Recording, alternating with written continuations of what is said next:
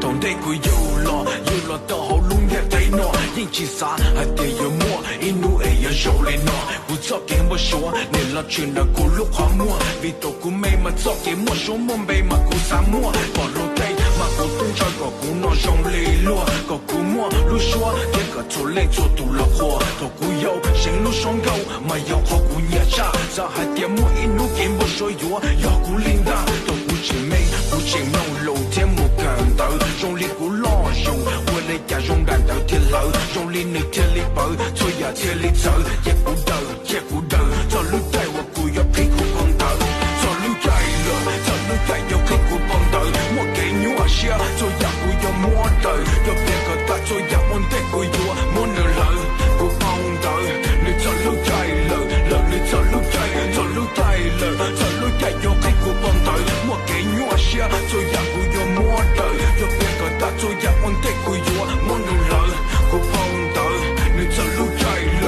你在路底了，路內不應用，討論也不只用，有路係啲，我有嚟，我家路內嘅chỉ có，只個嘢到底係啲估只有內容，今日路線就沿着山道和我的力龍，接着弄，也係個用，個女用弄，估只啥力呀，你應係有了，都不有，因我們有來，佔弄嘢添弄字，弄到發古動手play，添我古路血氣，古貼你到 play， 這裡 play 冇我一度內容，弄到我一路學邊個古內容，古貼你讓到我，這裡亦古碰頭，在路底了，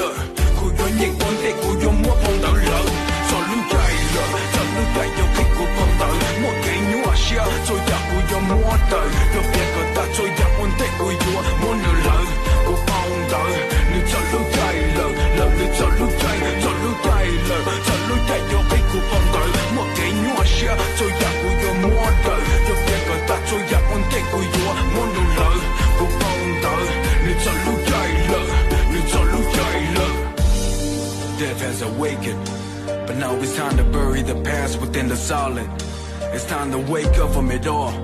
burn the past and live on to the future. I woke up from a dark place, and now I'm leaving the past on where I woke up. It's time to cover it with dirt. It's time to walk through it where the light is. God is looking at me,